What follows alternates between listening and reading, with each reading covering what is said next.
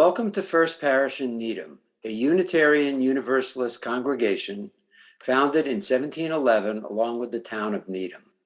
We are a proud LGBTQ welcoming congregation, climate justice seeking green sanctuary, and level 2 sanctuary supporting congregation for immigration justice. Whoever you are, whatever your background, and wherever you're participating from, you are welcome here. I am Elliot Chakowski. I serve as the president of the congregation.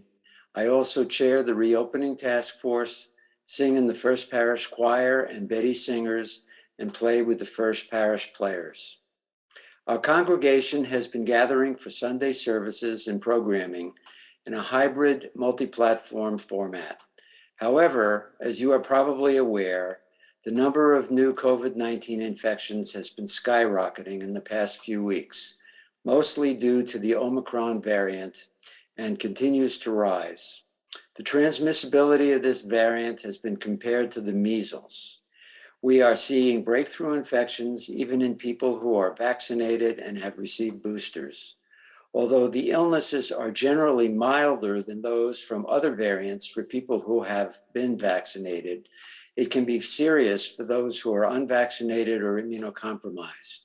Also, the longer-term risks of this infection are not well known. The reopening task force met with Reverend Catie this past Tuesday evening, and there is unanimous agreement that worship and other church activities should move back online for the month of January. Today's worship service is mostly pre-recorded. Subsequent Sunday services will be pre-recorded and can be viewed on Zoom and YouTube. The reopening task force is monitoring the local course of the pandemic closely and will meet again at the end of January to make recommendations for February's worship and other activities. Although our buildings are currently closed, our faith community welcomes everyone. As Unitarian Universalists, we have an ethical commitment to serving the most vulnerable, which will guide our ongoing work to continue to deliver excellent online programs until we are able to return to in-person ones. We hope all of you will plug into our Zoom gathering opportunities throughout the week, including Zoom social hour after every Sunday service. You can learn more about all that's happening at First Parish by going to our website, uuneedham.org, or by following us on Facebook, Instagram, and YouTube. To get Zoom links and learn about our religious exploration, please sign up for our weekly email newsletter by going to our website and clicking on Get Involved Newsletter, or sending your requests to office@uuneedham.org. Our sincere hope is that our online activities will be temporary and that our online connection opportunities will help us keep the public health precautions required during this pandemic without losing much of the spiritual, emotional, and social closeness that we treasure in our faith community. Please take a moment now to say hello and introduce yourself in the chat box. Welcome again to everyone, and good morning. Good morning, everyone, and thank you all for joining us in our temporarily all virtual Sunday services. As we light our chalice, symbol of our faith, we read words from queer Euro-American Unitarian Universalist minister Reverend Laura Thompson. I invite you too to light a chalice or candle in your own home as I read these words. Across the distance, the light from within me shines, sending love to all. Across the distance, your light is the fuel that warms me and helps to keep my own light burning. Together, we keep the flame of community burning bright.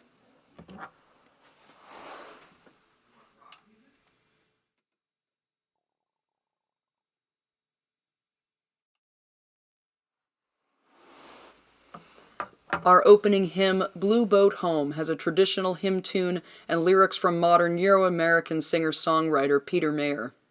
Now please join in singing from home our opening hymn, Blue Boat Home.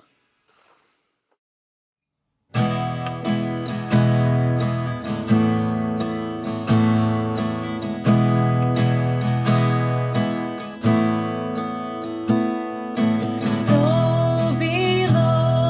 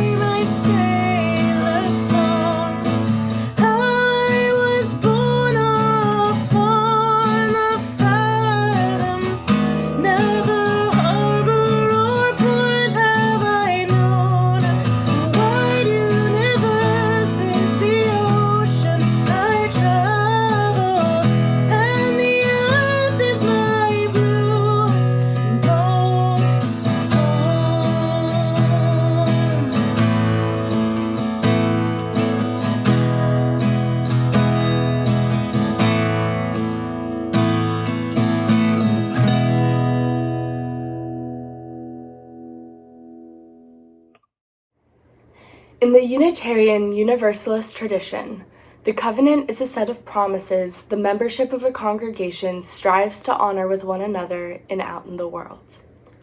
Though we cannot gather in person during this time, we strive to live these promises every day. Please say along with me from home the words of our parish covenant as they appear on your screen. We gather as a loving community to encourage and comfort one another. We gather as a diverse community to support each other in our search for spiritual truth. We gather as a service community to live our beliefs through action and care for our world. Once upon a time, there was a drop of water named Higgins. Higgins was no ordinary drop of water. He was a drop with a dream. Higgins lived in a valley where it had not rained in a very long time, so all the lovely green grass was turning brown, all the beautiful flowers were wilting, and all the trees were starting to droop. Higgins had a dream that one day the valley would be a beautiful place again. But what could he do? After all, he was only a drop of water. One day, Higgins decided to travel and tell others about his dream. All the other drops listened very politely, but no one believed that his dream would come true. "Higgins," said one, "get your head out of the clouds. You can't spend your whole life dreaming." Higgins decided that he had to do something to make his dream come true. So he began to think and think and think.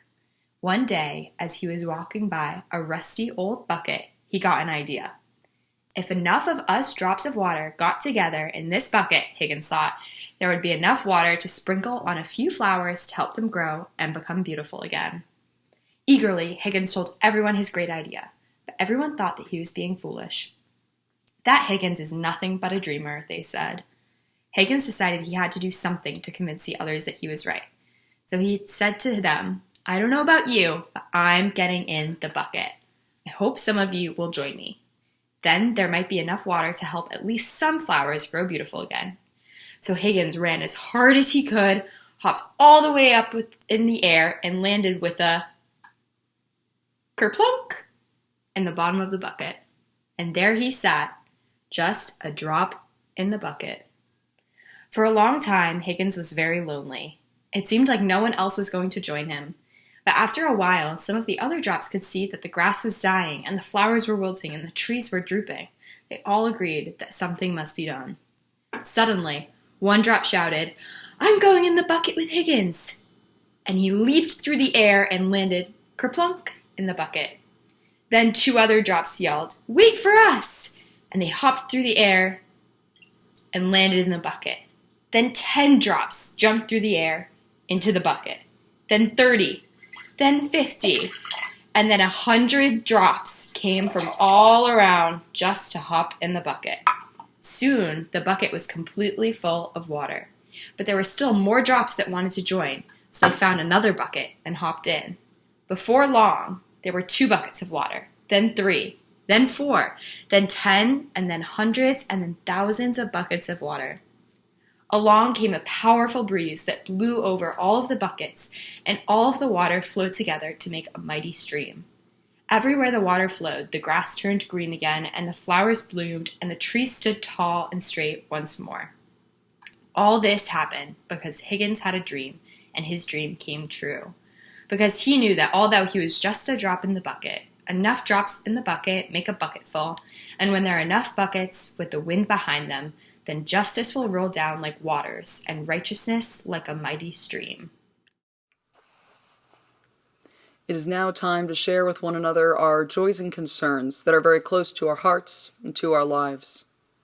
These joys and concerns were submitted to our ministerial intern, Jenna Crawford, at internminister@uuneedham.org by the Thursday before this service at midnight.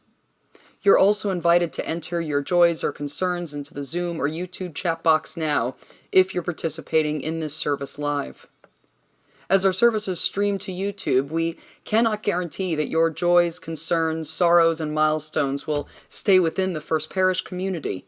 If you would like to share more privately, you're invited to join our Zoom social hour immediately after this service, where we'll have a second sharing of joys and concerns in a smaller Zoom setting, and you are always welcome to reach out to the Pastoral Care Associate of the Week, which this week is Rick Vincent, or to me or Jenna for pastoral care. If you're missing hearing each other's voices during this beloved ritual, may this also serve as a reminder to reach out to one another after the service. May this beloved community be sustained by your creativity and care for each other during this time. Our first candle is from the First Parish staff team, a candle of concern and remembrance at the anniversary of the insurrection at the U.S. Capitol 1 year ago in an attempt to subvert the 2020 presidential election. May all those who were traumatized by that attack find peace and healing, and may we as a nation come together to stop misinformation and violence.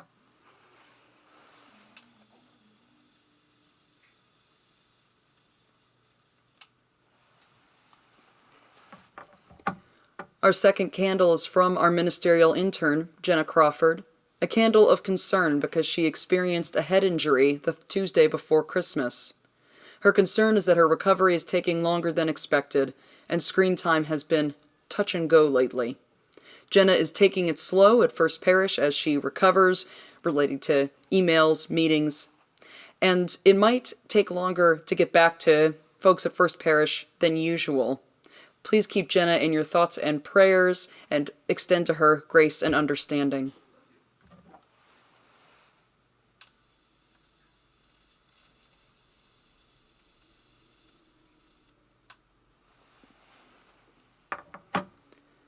Our final pre-submitted candle is from Claire Galkowski, a candle of hope and joy.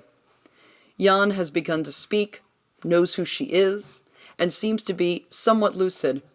He even gave her a hug last week. In Claire's words, I think that second brain of his is kicking in. We share in Claire's joy and her hope for Jan's continued recovery.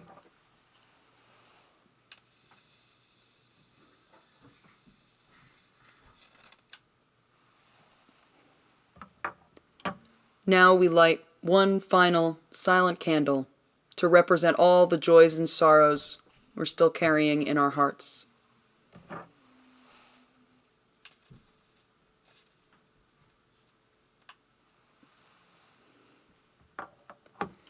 May the peace of our interconnected community be felt in each of your homes as we remember that, even though apart, we are still deeply connected. Will you now join me in the spirit of prayer and meditation, taking a deep breath in, letting it out, and letting your body and mind become comfortable and attentive? Keep breathing. We join together in this spirit with words from Reverend Arianto Nugroho, President of the Unitarian Christian Church of Indonesia. Spirit of life and love, whom we know by many names and through many ways. We live in a time of sorrow. Many have lost their beloved ones because of COVID. Many have lost their income because of economic crisis. Many have become a victim of natural disaster. Many suffer because of conflict around the globe. We live in a time of uncertainty. We don't know when the pandemic will really end. We meet difficulties to define truth because hoax surrounds us.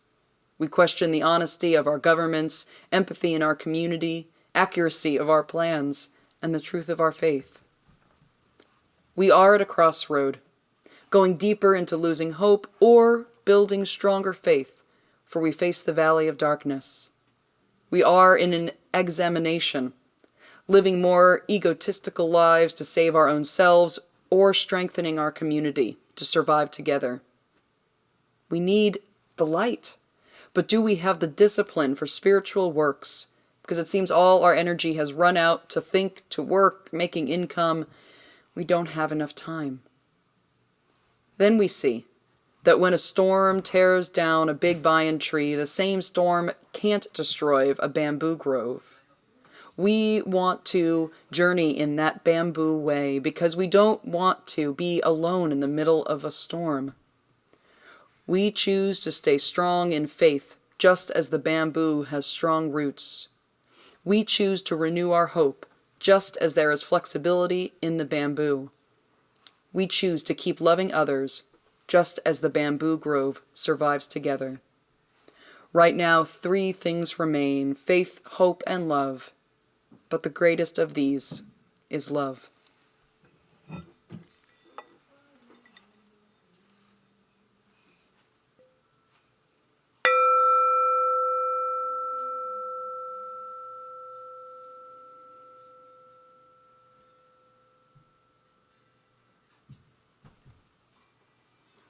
Amen. Now please join in singing from home our meditative response, "We Would Be One."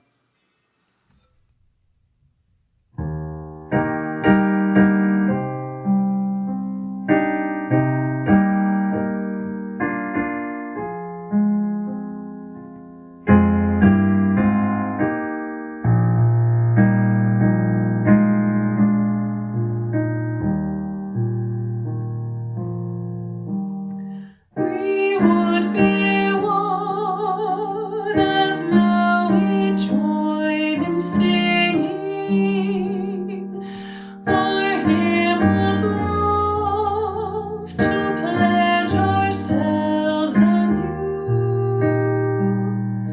to that high cause of greater understanding of who we are and what in us is true.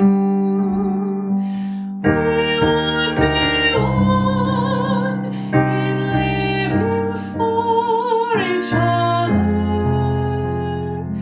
to show to all a new community. We would be one in building for tomorrow a nobler world than we have known today. We would be one in searching for that meaning which binds our hearts and points us on our way. As one we pledge ourselves to greater service, with love and justice strive to make us free.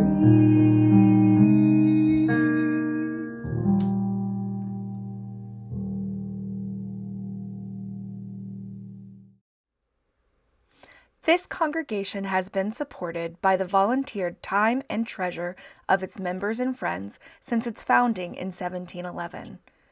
This is the time in our service when we, the modern stewards of this church, offer what we can to build and sustain the congregation and the world we envision.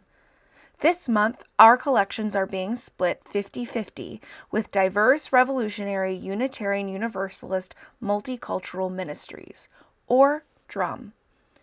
DRUM is a Unitarian Universalist people of color ministry, an anti-racist collective, bringing lay leaders and religious professionals together to overcome racism through resistance and to transform Unitarian Universalism through their multicultural experiences. DRUM is a collective of UUs who identify as people of color and white allies who are organized in Allies for Racial Equality.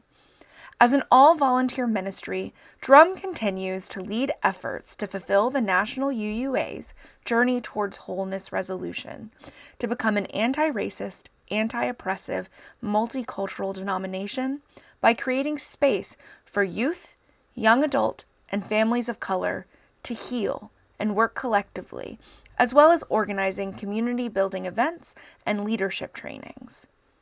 To donate to today's offering, you can use one of 3 different methods. You can use our text-to-give program through the number 73256, or you can make a donation through our website, uuneedham.org, or you can mail a check to First Parish at 23 Dedham Avenue. All the details for online or mailed giving are in your emailed orders of service. Whichever way you donate, remember to specify whether your donation is meant for the plate collection or for your annual pledge. Thank you for everything you are able to give to help support and sustain this congregation and the vital work of our community partners. And many thanks to the Zinner family for our flowers today in celebration of Susan Whitener, their much-loved mother and grandmother.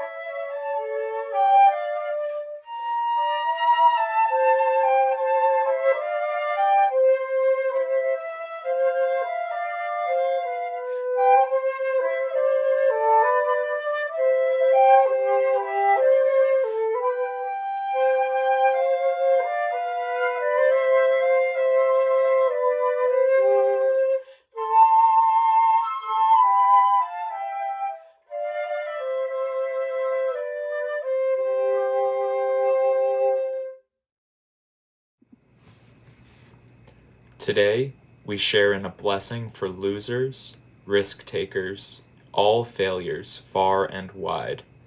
Blessed are they who fall in the mud, who jump with gusto and rip the pants, who skin the elbows and bruise the ego, for they shall know the sweetness of risk. Blessed are they who make giant mistakes, whose intentions are good but impact has injured, who know the hot sense of regret and ask for mercy, for their hearts will know the gift of forgiveness. Blessed are they who have seen a D or an F or C or any letter less than perfect, who are painfully familiar with the red pen and the labels as less than, for they know the wisdom in the imperfect. Blessed are they who try again, who dust off, who wash up, who extend the wish for peace, who return to sites of failure, who are dogged in their pursuit, for they will discover the secret to dreams. Blessed are they who refuse to listen to the naysayers, for their hearts will be houses for hope. Blessed are they who see beyond the surface of another, for they will be able to find delight in the gift of compassion. Blessed are they who stop running the race to help a fellow traveler, who pick up the fallen, who stop for injured life, for they shall know the kindness of strangers. Blessed are they who wildly, boldly abandon winning, for they shall know the path of justice. On September 28th, just over a month after I arrived at college, I received a very carefully worded text from a girl I had only recently become friends with. She was inviting me to the abortion justice march that was happening in Washington, D.C. the following weekend.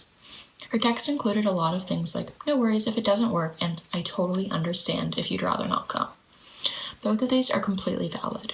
Abortion is a pretty divisive topic, and she probably didn't know my exact thoughts on it. In my reply, I assured her that I'm a strong pro-choice advocate and enthusiastically agreed to come.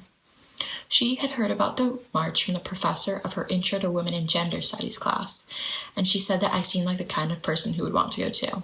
This made me happy to hear, and I told her that she was exactly right in thinking that. I would love to go. So, following a flurry of planning how we would travel the 2.5 hours to DC, coordinating our schedules, cramming the weekend's homework, and creating posters, we were on the road at about 7 a.m. on the Saturday of the march. We got there right as they were beginning the speaker portion. The event, which was put on by the Women's March organization, had admittedly more speakers and performing groups than I can remember, but there was one speaker, the second to last, who really stuck out to me, that they were all incredible. Skylar Baylor was one of the few men that the audience heard from. There were healthcare providers who were women who had had abortions themselves, young girls who were advocating for accessible birth control, and many other women who presented outstanding speeches and stories. But Baylor was a man. He introduced himself and told a bit of his story, which focused on the fact that he was a trans man. Thus, abortion access and justice affected him too. He reiterated over and over again that abortion is not only a women's issue, but also a trans person's issue, a non-binary person's issue, an issue of anyone with a uterus, and one that also affects those without. This is something that hadn't necessarily occurred to me before, but inspired me even more to march and advocate for what I believe to be right. Standing there, holding my sign that said, quote, "We are not overreacting," high above my head, surrounded by people from all over the world and from every sort of background, was beyond empowering. I came to the march with my friends, my poster, and the lessons that I have learned through life and through being a UU. I knew that I was doing something good, something important, and that I had a whole community backing me up, whether they were present or not. I can't say exactly when I first learned about abortion, but it's a knowledge that has been growing over time through little things. In a class I took in high school, we read newspaper clippings about a woman who died due to an unsafe abortion performed in a back alley because she didn't have access to a safe one. Scrolling through my Instagram feed, I will see infographics of statistics on states that have laws restricting abortions. Hearing political candidates talk about abortion, specifically cis male political candidates. All of these things compile to form my understanding of the topic and further inspire my pro-choice view. Get in good trouble, necessary trouble, and redeem the soul of America. John Lewis spoke these powerful words, and though marching through DC with a huge organization and permits and no intention to get in any sort of trouble may not fall directly into this category, I find that the phrase still resonates. Marches were not always so accepted, protests and rallies not always so popular and accessible. These are things that have developed and grown thanks to the work of thousands of others. Redeeming the soul of America is not something that is done quietly and effortlessly. Alone, one voice may not be enough to promote the necessary change in access to and perception of abortions. But when people come together, and trust me, there were a lot of people coming together in DC and all across the nation and world to combine their voices until it cannot be ignored or tuned out any longer, that is when real change can occur. That is when states and nations will reconsider the laws they have implemented or are implementing, when they will take a step back and detangle church and state, when they will look at the science and morality behind abortions. And in DC, on that hot October day, I felt like a part of that change. Thank you.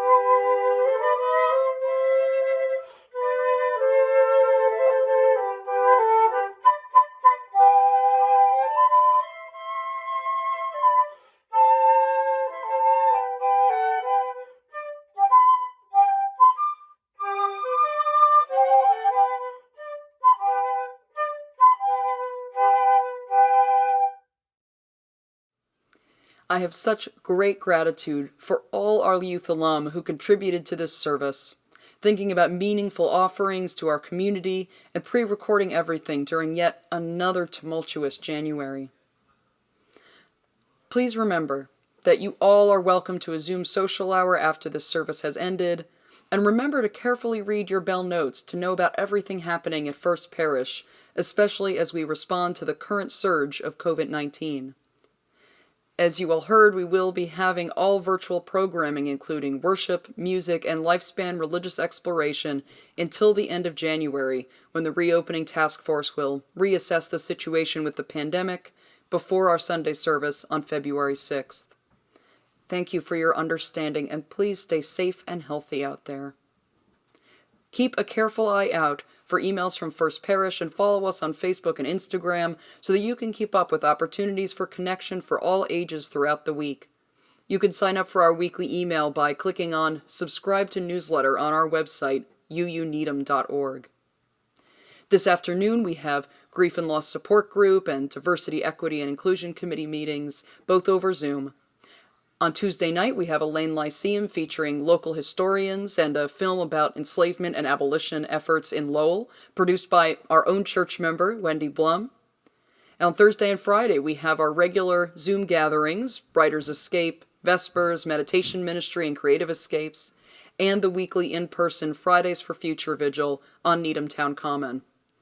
Next Sunday, Caregiver Support Group will meet after Zoom Social Hour, and all are welcome to the Needham Diversity Initiative's Zoom Martin Luther King Day event next Monday. And if you'd like to contribute a reading, a story, or another idea for our Reproductive Justice Sunday on January 23rd, please let me know by Friday, January 14th. We always extinguish our chalice with words promising to carry its flame in our hearts until we are together again. No matter how long it is until we are all together again. Please join me from home in saying those words written by Unitarian Universalist minister Reverend Elizabeth Selly Jones, and extinguishing your own chalice flame at home, if you've lit one. We extinguish this flame, but not the light of truth, the warmth of community, nor the fire of commitment. These we carry in our hearts until we are together again.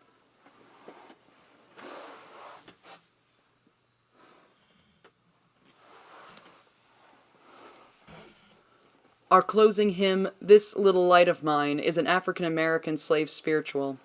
The tune in our hymnal is named for Lewis Latimer, a 19th century black inventor whose family escaped enslavement and lived free in Massachusetts. Latimer worked with Thomas Edison on the creation of the electric light bulb and with Alexander Graham Bell on the creation of the drawings that helped secure the patent for the first telephone.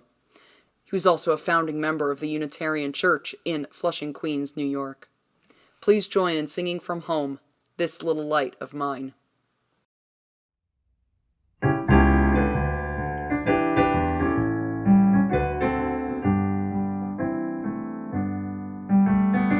This little light of mine, I'm gonna let it shine. This little light of mine, I'm gonna let it shine. This little light of mine, I'm gonna